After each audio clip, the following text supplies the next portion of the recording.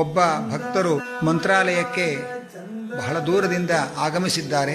ಅವರು ಬರುವಾಗ ಮಠದ ಭೋಜನದ ಸಮಯ ಎಲ್ಲ ಮುಗಿದಿತ್ತು. ರಾಘವೇಂದ್ರ ಸ್ವಾಮಿಗಳ ಸೇವೆ ಮಾಡಲಿಕ್ಕೆ ಅವರ ಪ್ರಸಾದವನ್ನು ಸ್ವೀಕಾರ ಮಾಡಬೇಕು ಅಂತ ಕಾತರದಿಂದ ಬಂದ ಆ ಭಕ್ತರಿಗೆ ತುಂಬ ಹಸಿವೆಯಿಂದ ಬಳಲಿದ್ದಾರೆ. ಎಷ್ಟು ಕೇಳಿದ್ರು ಎಲ್ಲೂ ಕೂಡ ಸಮಯ ಮೀರಿದ್ರಿಂದ ಅವರಿಗೆ ಊಟದ ವ್ಯವಸ್ಥೆ ಒದಗಿ ಬರಲಿಲ್ಲ.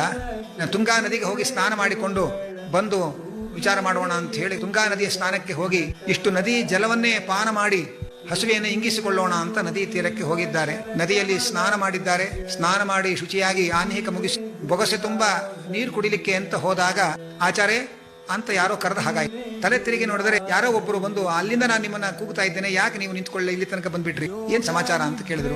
ಅಲ್ಲ, ಅಲ್ಲಿ ನಿಮ್ಗೆ ಹಸಿವೆ ಆಗಿದೆ, ಊಟ ಆಗಿಲ್ಲ ಅಂತ ಹೇಳಿ ಅನ್ನ ಕಳಿಸಿದ್ದಾರೆ, ಅದನ್ನ ನೀವು ತಗೊಳ್ಳಿ ಅಂತ ನಾನು ಅಲ್ಲಿಂದ ಕೂಗಿಕೊಂಡು ಬರ್ತಾ ಇದ್ದೇನೆ, ನೀವು ತಿರುಗಿ ನೋಡದೆ ಇಷ್ಟು ದೂರ ಬಂದ್ಬಿಟ್ಟಿದ್ದೀರಿ, ತಗೊಳ್ಳಿ ಅಂತ ಹೇಳಿ ಒಂದು ಬಾಳೆ ಎಲೆ, ತಟ್ಟೆಯ ಮೇಲೆ ಬಾಳೆ ಎಲೆ ಹಾಸಿ ಅಲ್ಲಿ ಎಲ್ಲ ರೀತಿಯ ಅಡಿಗೆಯನ್ನು ಬಡಿಸಿದ್ದನ್ನು ತಂದು ಕೊಟ್ಟಿದ್ದಾರೆ. ಏನೋ ಗುರುಗಳ ಅನುಗ್ರಹ, ನಾನು ಹಸುವೆಯಿಂದ ಬಳಲಿದೆ ಅಂತ ಹೇಳಿ ಗುರುಗಳು ಪರಮಾನುಗ್ರಹ ಮಾಡಿ ಯಾರ ಕೈಯಲ್ಲೋ ಮಠದಿಂದ ಅನ್ನದ ವ್ಯವಸ್ಥೆ ಮಾಡಿದ್ದಾರೆ ಅಂತ ಅಂದುಕೊಂಡು ಆ ತಂದಿದ್ದ ಅನ್ನವನ್ನೆಲ್ಲ ಸ್ವೀಕಾರ ಮಾಡಿದ್ರು, ಊಟ ಮಾಡಿದ್ರು. ಊಟ ಮಾಡಿ ಎಲೆ ತೆಗೆದು ನೋಡಿದರೆ ಬುಡದಲ್ಲಿ ಬೆಳ್ಳಿಯ ತಟ್ಟೆ ಇದೆ. ಮಠದ ಬೆಳ್ಳಿ ತಟ್ಟೆ ಕೊಟ್ಟು ಹೊರಟೋಗಿದ್ದಾರೆ.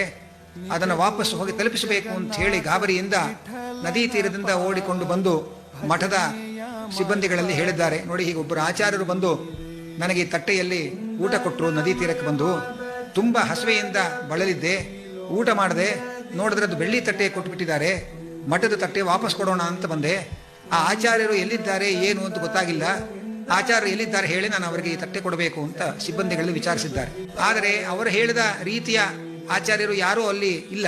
ಅವರು ಹೇಳಿದ್ರು, ನೀವು ಹೇಳ್ತಾ ಇರತಕ್ಕಂತಹ ಯಾವ ಆಚಾರ್ಯರು ನಮ್ಮ ಗುಂಪಿನಲ್ಲಿ ಇಲ್ಲ. ಆದರೆ ಒಂದು ಮಾತ್ರ ಸತ್ಯ, ಈ ತಟ್ಟೆ ರಾಘವೇಂದ್ರ ಸ್ವಾಮಿಗಳಿಗೆ ಹಸ್ತೋದಕಕ್ಕೆ ತೆಗೆದುಕೊಂಡು ಹೋಗುವಂತಹ ತಟ್ಟೆ ಇದು, ನಿಮ್ಗೆ ಹೇಗೆ ಬಂತಿದು? ನಾವು ನೈವೇದ್ಯವಾಗಿ ಈ ತಟ್ಟೆಯನ್ನು ಸ್ವಚ್ಛ ಮಾಡಿ ಒಳಗೆ ತೆಗೆದಿಟ್ಟಿದ್ದೇವೆ ಅಂತ ಹೇಳಿ ಒಳಗೆ ಹೋಗಿ ತೆಗೆದು ನೋಡ್ತಾರೆ. ಒಳಗೆ ಹಸ್ತೋದಕದ ತಟ್ಟೆ ಇರಲಿಲ್ಲ.